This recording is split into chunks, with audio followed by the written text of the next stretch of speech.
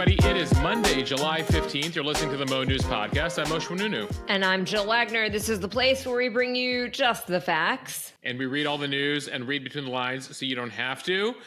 Jill, a lot of significant news over the weekend. We put out a special edition of the podcast late Saturday night following the attempted assassination of former President Trump. That is what we knew on Saturday night. And a lot has developed in the last 24 hours already. Yeah, before we get to the headlines and to what we have learned, just thank you, everyone, for some of your really kind notes. I just wanted to mention it was really appreciated. Moshe and I jumped basically to the microphones late Saturday night to put that podcast together. And I really appreciate all of the kind words that everyone sent. And also a thank you to our editor, Jeff Dowler, who also helped out on a Saturday night to put everything together and make sure it ran smoothly. So thank you to Jeff.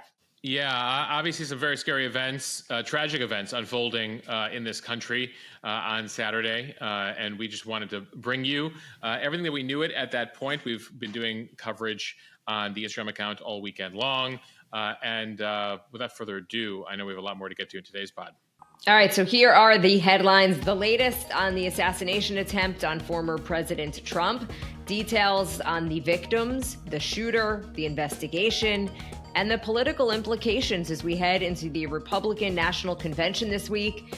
And with the election about 4 months away, overseas, the Israelis launch a strike trying to take out Hamas's top military leader in Gaza, what we know about the attack and what it means for ceasefire talks. We remember several people that we lost over the weekend in today's podcast: fitness guru Richard Simmons, iconic sex therapist Dr. Ruth, and actress Shannen Doherty. Plus, AT&T reveals a massive hack into nearly all of its customer phone and text data. What we are learning about that today. And a repeat winner and a new winner for the men and the women at Wimbledon this weekend. Plus, Moshe is on this day in history. Jill, your clue today for On This Day in History, we've got a stage 5 clinger. All right, now to our top story. Former President Trump vowed to remain defiant in the face of wickedness one day after he survived the attempt on his life at a campaign rally in Pennsylvania. On Saturday, Trump had just started a campaign speech in Butler, Pennsylvania. It's just north of Pittsburgh when shots rang out, hitting the former president's right ear and streaking his face with blood. Trump dropped to the ground just after that and was rushed off the stage a minute later with blood on his face. His fist raised in defiance. He declared to the crowd that they need to fight, fight, fight. Trump later said on social media that a bullet had pierced his right ear. He was able to walk off his plane unaided when it landed in New Jersey hours later. Tragically, one rally attendee was killed and 2 other people were seriously wounded. Federal law enforcement officials have identified the attempted assassin as Thomas Matthew Crooks, a 20-year-old from Bethel Park, Pennsylvania. Crooks was somehow able to climb atop a nearby rooftop just outside the Secret Service security perimeter. His shooting position was about 150 yards from where Trump was speaking. Trump appears to have turned his head at just the moment that the bullet grazed his ear. Literally, millimeters could have made the difference between what happened and something much more dire. Secret Service killed the shooter moments after he opened fire at Trump. We do not know the shooter's motive as the investigation continues. Yeah, we're still waiting to hear, as we record this about 30 hours later, the why and the how as far as what took place on Saturday. Authorities are working feverishly to understand how he was able to get within firing range of the presumptive Republican nominee. We have heard from the FBI, which is now leading the investigation, as well as local law enforcement. But we really haven't gotten much from the Secret Service. The head of the agency briefed the president on Sunday. On Sunday, authorities discovered 2 explosive materials in a car belonging to that would-be assassin, and they believe that they found something similar in his home. Law enforcement is also talking to his family and acquaintances. An AR-15 type semi-automatic rifle was found next to Crooks' body.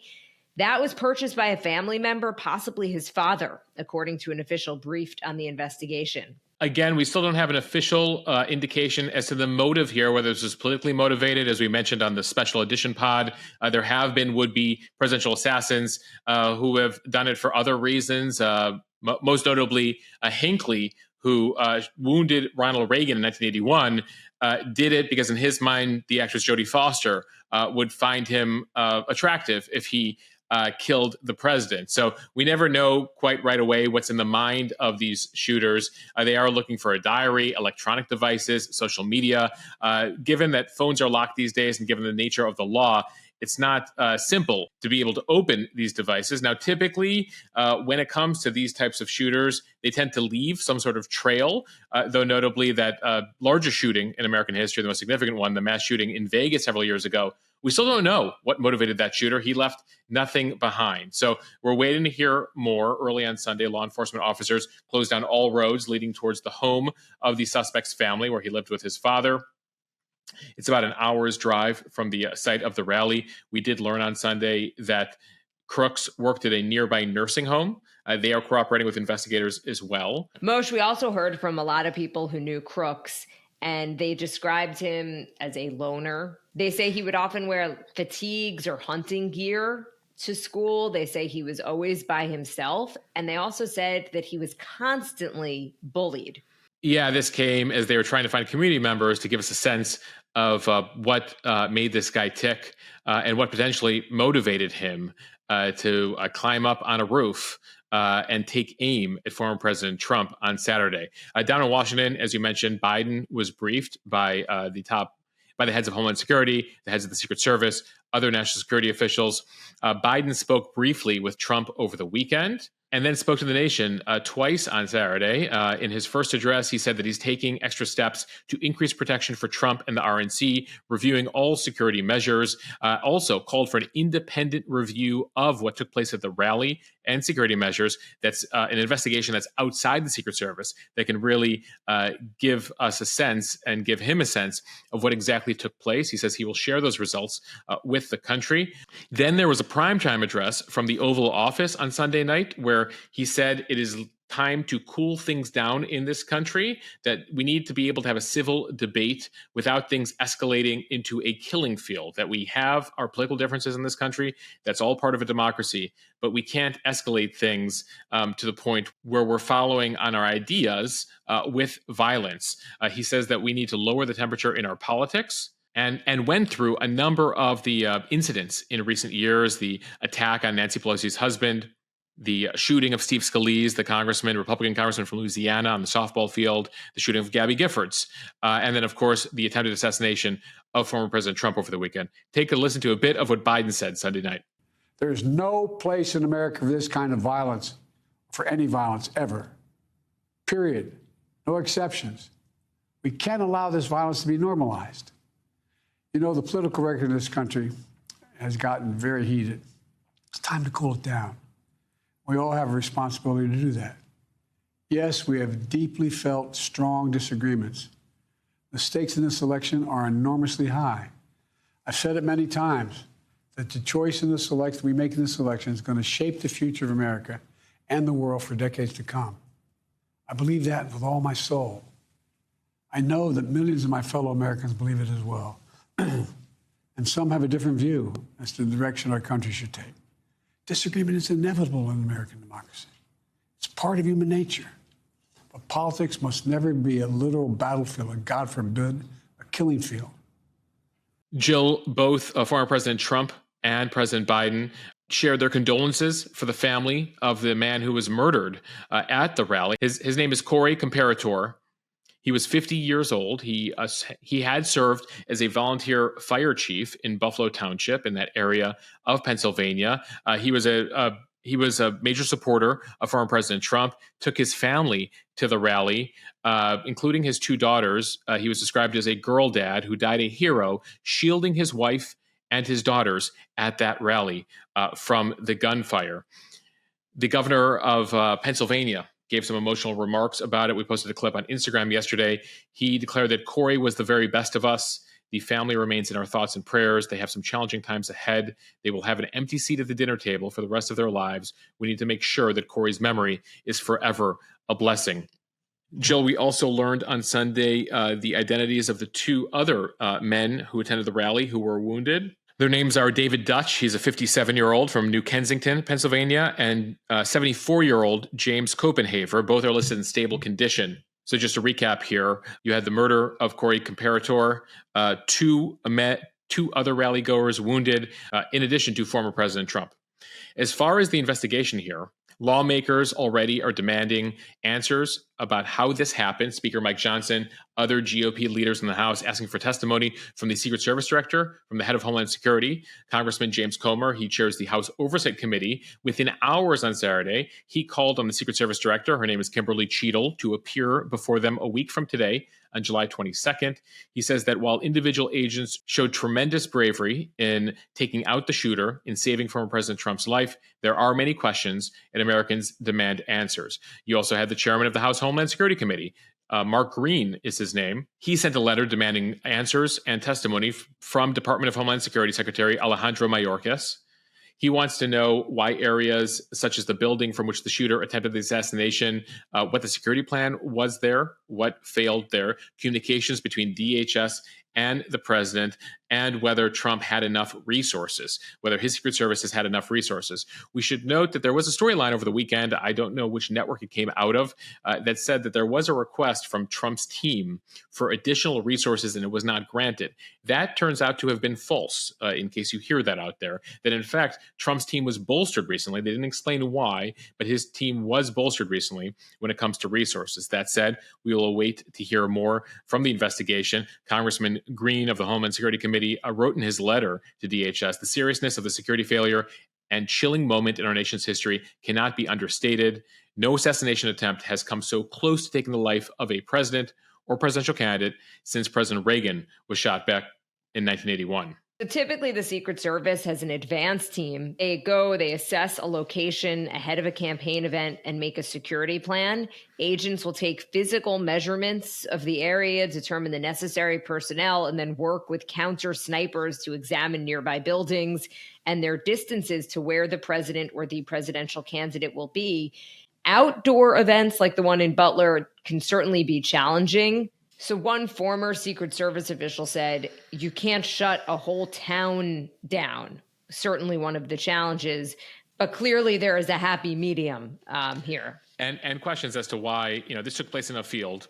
There was a very obvious rooftop just outside the security perimeter. Why no one was on that rooftop is a big question here. We got a notable revelation from the Associated Press reporting on Sunday that it turns out one local police officer apparently climbed to the roof, encountered Crooks, the shooter, and apparently Crooks pointed his rifle at the officer. The officer then retreated down the ladder for some reason, and that's when Crooks turned around and took his shot towards Trump.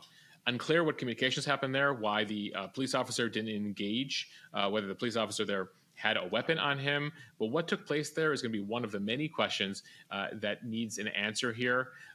Jill, on the other end, there were counter snipers from the Secret Service, and I posted this clip on our Instagram account over the weekend.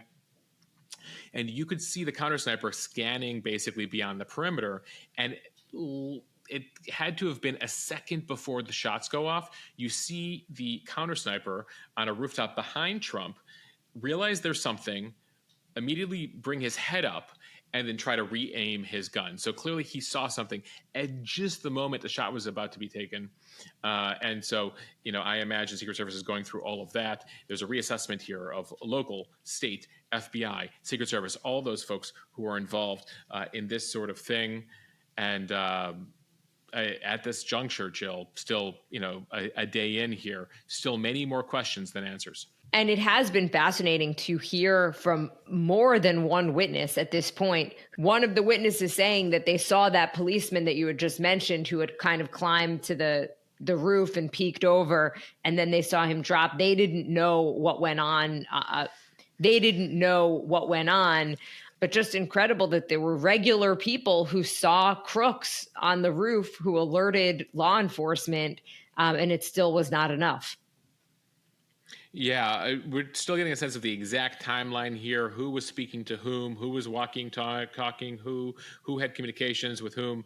We'll await more details and bring them to you throughout the week. And it is a big week. The Republican National Convention starts today in Milwaukee, and it's going to continue as planned. But Trump staff have been told that they should stay away from campaign offices as locations are assessed and new security measures are being implemented. Campaign staff, some of whom are already in Milwaukee for the RNC, were told to avoid their offices in West Palm Beach, Florida, and Washington until they can undergo a safety assessment. They added that they'll be beefing up security at both locations, including armed security presence with 24/7 officers on site. As far as the RNC, we are set to hear from speakers all week, culminating with Trump on Thursday. In the interim, we're set to learn in the coming hours who he chose as his vice presidential nominee. Among the finalists, Florida Senator Marco Rubio, North Dakota Governor Doug Burgum, and Ohio Senator J.D. Vance, although it is unclear if the assassination attempt has changed the calculus in the last 48 hours. Right. Is there an assessment going in there, given that right now they're going to see a huge boost, and whether that gives Trump confidence to pick somebody with less political strategy and more somebody he's very passionate about? That remains to be seen. We'll find that out in the coming hours, potentially, Jill. The vice presidential nominee typically addresses the convention on Wednesday night, so we need to know by then. Notably, among the people now speaking at the convention, we told you she wasn't going to be there last week, but Nikki Haley has now been invited after not being invited. She will address the Republican National Convention this week. It's a sign of how the party is rallying around the former president. People there saying this energizes them to literally walk through broken glass to volunteer for him, vote for him. The iconic photo, Jill, of him pumping his fist in the air, having the presence of mind after being shot, being tackled by Secret Service, being led off stage, to be pumping his fist in the air has motivated a lot of people, some of whom weren't even, I've heard, planning to vote for Trump, who now say he's a victim here. This is unacceptable, and they want to send a message to the country, to anyone, and to the would-be assassin that this sort of thing is unacceptable. The big question really is once we're past the shock of all of this, how the country is going to react, how the parties are going to react. For the most part, the statements from both parties have been about condemning violence, wishing Trump a quick recovery, some about even toning down the rhetoric. Melania Trump, the former first lady, implored Americans yesterday in her statement to look beyond the left and the right, the red and the blue. Speaker Mike Johnson implored the nation to turn the rhetoric down, that we can't go on like this as a society. We've got to turn the temperature down. You heard the same dialogue as we just played for you a bit from President Biden. At the same time, a lot of Republicans acted with a lot of anger and fury at what took place on Saturday. Among the remarks included a number of people who are up for VP for Trump. Senator Tim Scott from South Carolina said this was an assassination attempt aided and abetted by the radical left and corporate media, incessantly calling Trump a threat to democracy, fascist, or worse. J.D. Vance, who you mentioned is up on top of his potential VP list, said the central premise of the Biden campaign is that Trump is an authoritarian fascist who must be stopped. That rhetoric led to Trump's attempted assassination. Again, we don't have the details as to why this shooter attempted to assassinate the former president, but that isn't stopping people like those two. Marjorie Taylor Greene saying Democrats wanted this to happen. Mike Collins is a congressman from Georgia as well. He said Joe Biden sent the orders. So at the same time, you have people talking about toning down the rhetoric, and you also have other people adding fuel to the fire in the aftermath of Saturday. And that's the one thing that I think, we all take away from this right now, Jill, and I've been reinforcing this on the Instagram feed. This is a very dangerous time in this country. I actually have had to block dozens and dozens of people over the weekend. I've been trying to go through the comments, people joking about the shooter missing the target, calling the shooting a setup. And it's notable coming from people who are particularly upset about January 6th, but not about a potential assassination of former President Trump. And so, I have heard Mike Johnson, the speaker, was on CNN last night talking about there's offenders on both sides when it comes to rhetoric. I'm not here to equivocate or what about or say that all things are equal here. But certainly the rhetoric that we've seen in recent months, you've heard from Democrats that democracy will end, that, there's no future in this country if Trump is elected.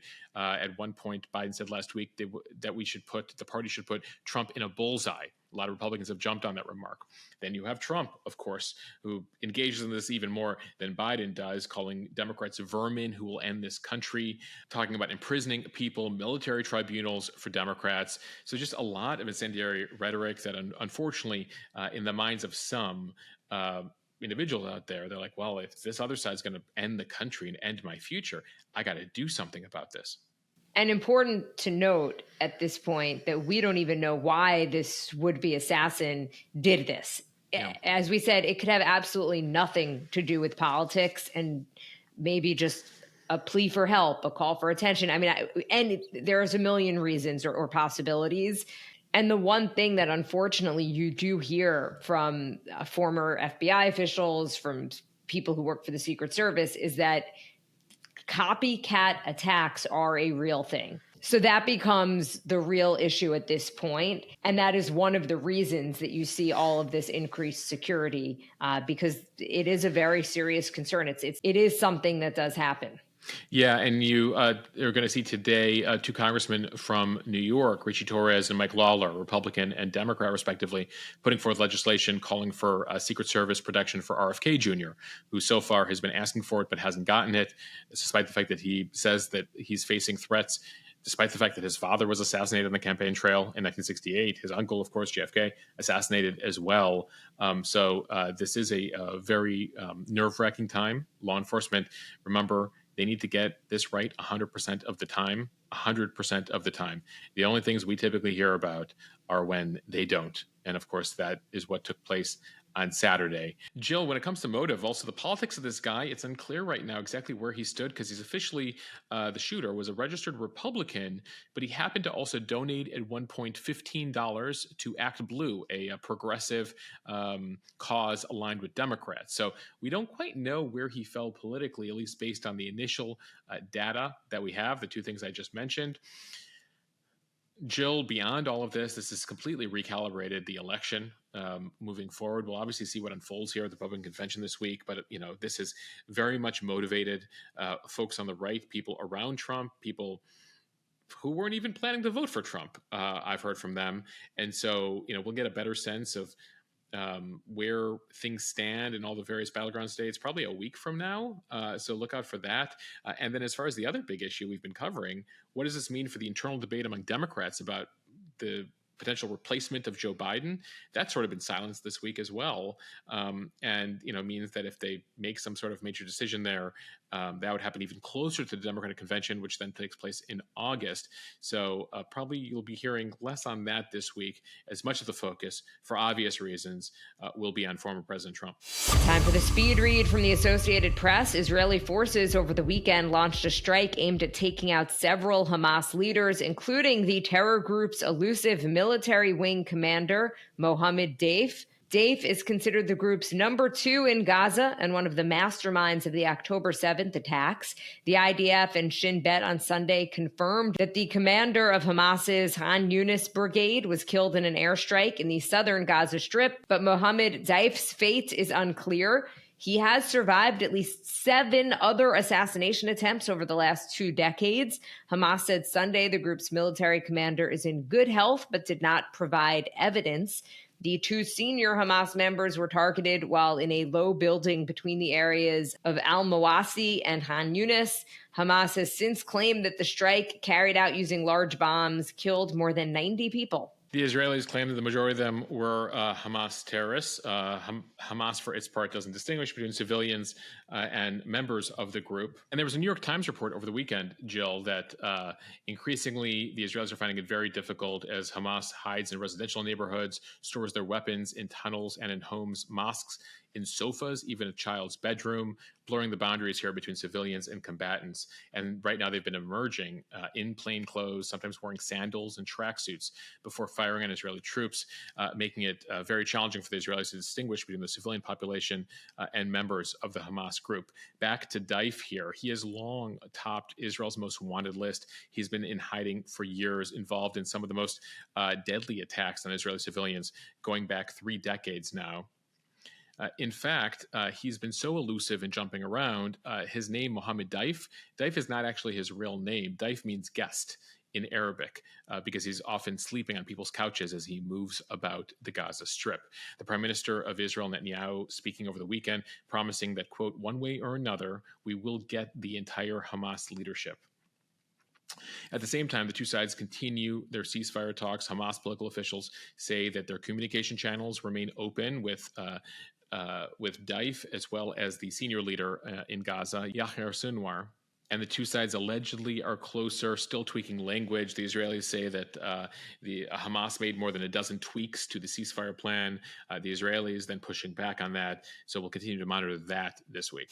A number of prominent losses this weekend that we want to tell you about from the New York Times. Dr. Ruth Westheimer, the diminutive sex therapist who became a media star and best-selling author through her candid talk about once taboo bedroom topics, has died. She was 96 years old. Westheimer, or Dr. Ruth, never advocated risky sexual behavior. Instead, she encouraged an open dialogue on previously closeted issues that affected her audience of millions. Her one recurring theme was that there was nothing to be ashamed of. Westheimer's giggly German accented voice, coupled with her 4'7" frame, made her an unlikely looking and sounding outlet for sexual literacy. Dr. Ruth was in her 50s when she first went on the air in 1980, answering listeners' mailed-in questions about sex and relationships. It was on a radio station in New York. The show was called Sexually Speaking.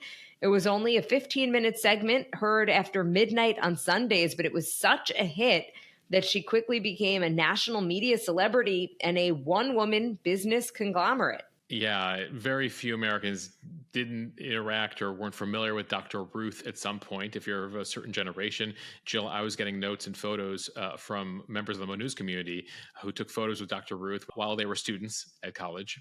And she had a remarkable story, as you noted. She just became the Dr. Ruth we know in her 50s with her radio show in New York. But she was an orphan of the Holocaust, a refugee. She eventually makes her way and is a fighter in the Israeli War of Independence. In fact, she was trained as a sniper.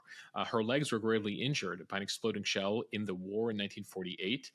And she talked about how she wanted to contribute to the world as one of the few Jewish children who was able to survive the Holocaust. 6 million plus Jews were killed, 1.5 million of them children. And so Dr. Ruth felt this obligation to say, I survived for a reason.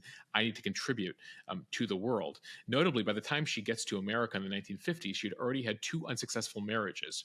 But then she meets who would be her third husband, Manfred Westheimer, also a German Jewish refugee. He was 5'5", but that's like a head taller of her at 4'7". They met while skiing in the Catskills in their early 60s, and they would be married through the 90s until he passes away. And I love this quote. She spoke with Esquire magazine a few years ago, and they asked, what do you think made your marriage successful? And she goes, skiers make the best lovers because they don't sit in front of the TV like couch potatoes. They take a risk. They wiggle their behinds. They also meet new people on the ski lift. Moshe, also this weekend, we lost Shannen Doherty, the actress known for her roles in the 1990s television dramas Beverly Hills 90210 and Charmed. Doherty died on Saturday. She was 53 years old. The cause was cancer. She learned she had breast cancer back in February of 2015, and she had been open about her struggle with it in the years since. In 2017, she announced that the cancer was in remission. It returned in 2020, and then in June of 2023, Doherty announced that the cancer had spread to her brain. In November, she said it spread to her bones, but she continued to work. She started a podcast that month. She told People magazine, I am not done with living. I am not done with loving. I am not done with creating. I am not done with hopefully changing things for the better. I am not done. Yeah, Jill, I heard from a number of people over the weekend, fans of 90210, or just fans of that podcast. They say that it was extremely inspirational to hear her talk through her struggle. Moshe, you texted me right away when news broke about Shannen Doherty, because you know of my love of Beverly Hills 90210. I really think that for me and so many of my friends and just people of our generation, it is a show that really defined my youth. And I would say that Brenda, played by Shannen Doherty, was just kind of the personification of what it was like to be a teenager. I read this line. There's an article in the LA Times. It says, in the pantheon of teen characters, there was no one better suited to bring an edge to the journey of girlhood when we're eager to fit in and grow up than Shannen Doherty. And I think that that's true. She will be missed, gone way too soon. Jill, sadly, we had one more significant death, surprising death over the weekend. Richard Simmons, the energetic, frizzy-haired TV personality and fitness coach who made exercise accessible to millions and then became reclusive in recent years. He passed away over the weekend at the age of 76, just a day after his birthday. He died at his home in LA. Now, while other fitness stars like Arnold Schwarzenegger, Jane Fonda of the era exhibited impressive physiques, movie star good looks, Simmons appealed to the average viewer with his cheer rather than his huge muscles.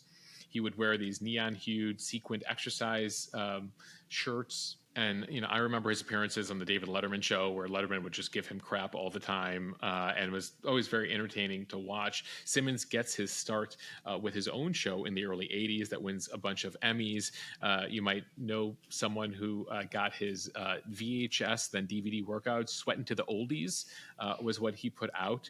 And interestingly, his story goes back to his time as a child, where as a teenager, he was obese, suffered from asthma, moves to LA, then develops an interest in fitness and is able to lose more than 120 pounds and opens a Beverly Hills fitness studio that predates his Sweatin' to the Oldies videotapes. And then, Jill, after being this very, out there figure, he becomes very reclusive. And in fact, there's a podcast called the Missing Richard Simmons podcast that was produced by a former friend of his that delved into his life and career history and tried to discover why he completely retreated from public view. The thought was that he was going to eventually come back out there after, taking a lot of time to himself. Sadly, that did not come to be. And so if you're interested in learning more about Simmons, there's that podcast, the Missing Richard Simmons podcast. From the Wall Street Journal, we learned Friday that hackers stole 6 months worth of call and text message records of nearly every AT&T cellular network customer. The company said in an SEC filing that it learned from an internal investigation that in April, hackers unlawfully accessed and copied AT&T call logs that were saved on a third-party cloud platform. The data contains records of calls and texts between approximately May 1st and October 31st of 2022, as well as one day in January of 2023. The content of the calls and messages was not compromised and customers' personal info was not accessed, but the records did include phone numbers. While the data does not include customer names, it is often possible to link a name to a phone number using online searches. AT&T's wireless network has 127 million devices connected to it. The company said it learned in April that the information was illegally downloaded from a workspace on a third-party cloud platform, which a spokesperson identified as Snowflake. So AT&T says they're working with local law enforcement. They've taken steps to close off the illegal access point. At least one person has been arrested so far, and they don't believe the information from the breach has been released publicly. For what AT&T says is a portion of these records, the stolen data also included people's estimated locations. They say they will notify all customers by text, email, or physical mail. But if you had AT&T mobile service beginning in May and October of 2022, you should assume your phone records were stolen. So welcome to the party here. I'm an AT&T customer myself. Now, they say, again, they don't believe it's been leaked online, but thieves could at any point sell the phone records to other criminals or post them to the web for anyone to see. And with information like the numbers that you frequently call, a crook could impersonate your boss, your brother, your bank to get you to hand over money. So be very careful moving forward. And by the way, if you were in touch with somebody with an AT&T phone, you had a Verizon phone, you're clearly in that call log as well. So they have an incredible amount of data there. So just be very careful about the emails and text messages that you get in the coming months or even years due to this leak. So forever, basically. Basically, he's super skeptical. Super skeptical. You mean those random, hi, how are you, from numbers? Well, sadly, they have enough data here where, like, they could actually go into more detail, right? Like, hey, like, it's Joe. Like, and so, again, it depends on where this data ended up going. And we first learned about this on Friday in an initial statement from AT&T, and we will be awaiting more details here. From Sky News, Carlos Alcaraz has beaten Novak Djokovic to become the Wimbledon men's singles champion for the second time. The 21-year-old Alcaraz was the defending champ. The Spaniard had to play some stunning tennis to close out the third set, which he did after Djokovic took it to a tiebreak. So he now has 4 Grand Slam trophies after his 2 Wimbledon triumphs, his US Open victory in 2022, and his French Open win last month. And it leaves Djokovic short of an all-time record 25 Slam singles titles and 1 behind Roger Federer's 8 Wimbledon crowns. Jill, another great sight to see at Wimbledon this weekend. The Princess of Wales, Kate Middleton, presented trophies to the 2 men in her second public engagement since she announced her cancer diagnosis. So that got a lot of attention over the weekend. On the women's side, Barbara Krejcikova has been crowned the Wimbledon women's single champion after defeating Jasmine Paolini. It's the first time that Krejcikova, the 28-year-old, has won the tournament. And the result now means on the women's side, there hasn't been a lot of domination in the last decade. There's been a first-time winner of the women's single at Wimbledon for 7 straight years now. All right, now time for On This Day in History. We begin in 1799. The Rosetta Stone, the key to deciphering the ancient Egyptian scripts, was found in the Nile Delta during the Napoleonic campaign in Egypt. So this was more than 200 years ago. When it was discovered 200 years ago, nobody knew how to read hieroglyphics. And that's why the Rosetta Stone was so valuable, because it had the same thing written in 3 different languages, including ancient Greek on one side of the Rosetta Stone. So they were able to take the ancient Greek, which they could read, and apply to the hieroglyphics. That opened up the ability to understand hieroglyphics. And so then Egyptology really takes off. And as they're going through the pyramids and all of the incredible artifacts in ancient Egypt, based on the Rosetta Stone, they were able to now understand exactly what they were writing. All right, fast forward to the 20th century. On this day in 1916, the Boeing Company is founded in Seattle. On this day in 1996, in cable news history, MSNBC makes its debut. Jill, in 96, in just a matter of months, in August of 96 is when MSNBC launches, and October of 96 is when Fox News launches. Until then, CNN was by itself, and so that really opens the new era here in cable news. And what does the MS stand for? The MS stands for Microsoft, because Correct. It was a joint venture between NBC and Microsoft, initially based in Seattle. And once that Microsoft deal ended in the late 90s, they sort of just kept it at that point. But MSNBC, MS stands for Microsoft, even though they haven't been involved for nearly 30 years.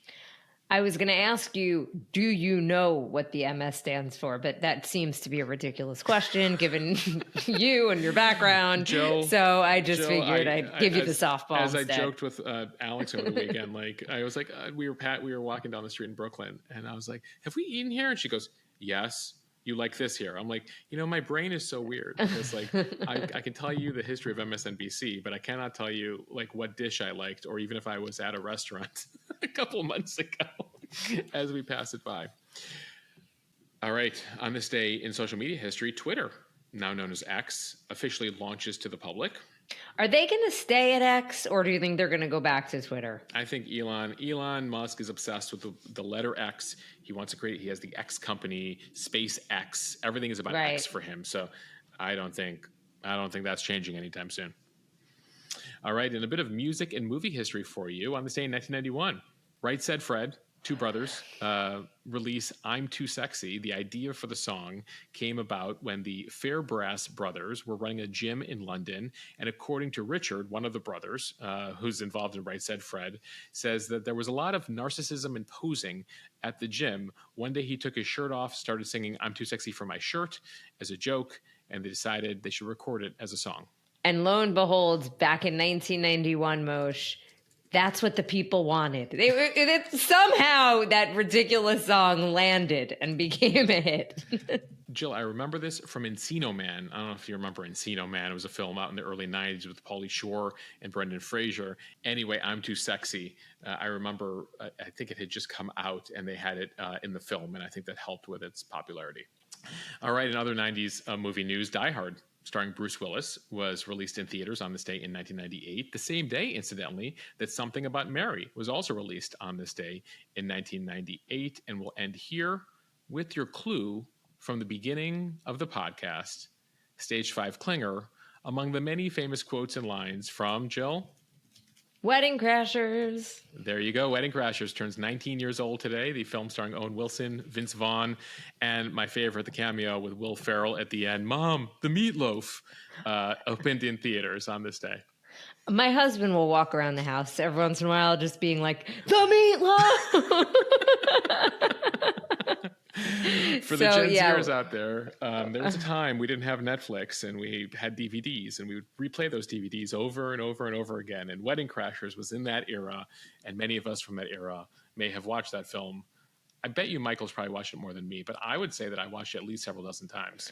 And if you haven't seen it a lot, you might forget that Bradley Cooper was in that movie, and he was so annoying and not cute. Like, it wasn't really until The Hangover came out that Bradley Cooper became like heartthrob Bradley Cooper, because in Wedding Crashers, he was kind of just, his character was awful.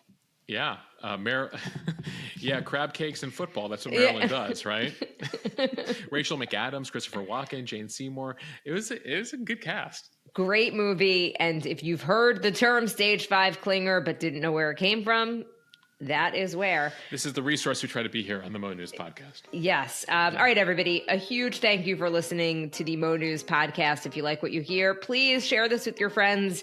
It is going to help us grow. Follow us, subscribe so you don't miss an episode. Review us in the App Store. It is going to likely be another big news week, so stick with us. Thanks. Yes, thanks for being with us. Rare weekend edition we had over the weekend. Stay safe, everybody. We'll see you back here tomorrow.